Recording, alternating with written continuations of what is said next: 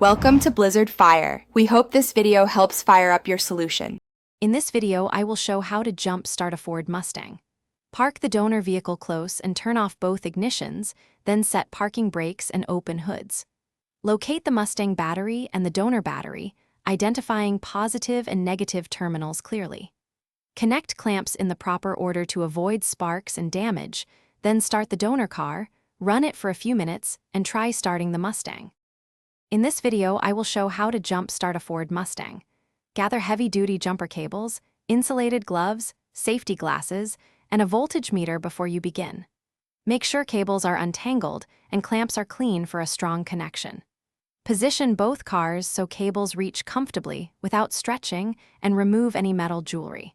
Knowing tools and prep reduces mistakes and speeds up a safe jump start procedure. In this video, I will show how to jump start a Ford Mustang. Quick recommendation: make meal prep easy with leak-proof containers that seal tight and avoid spills during roadside fixes. They tidy up leftover snacks, prevent greasy messes, and fit neatly in a glove box or trunk when you need a quick bite while working on your car. If you found this helpful, please subscribe and like. Check the description for the link and other deals. Now let's get back to the video. In this video, I will show how to jump start a Ford Mustang.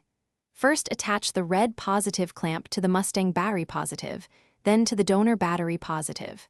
Next, attach the black negative clamp to donor negative and clamp the other black to a solid chassis ground on the Mustang, away from the battery. Start the donor car, wait a few minutes, then try starting the Mustang, removing clamps in reverse order if successful. Thanks for watching. If you found this helpful, don't forget to like and subscribe.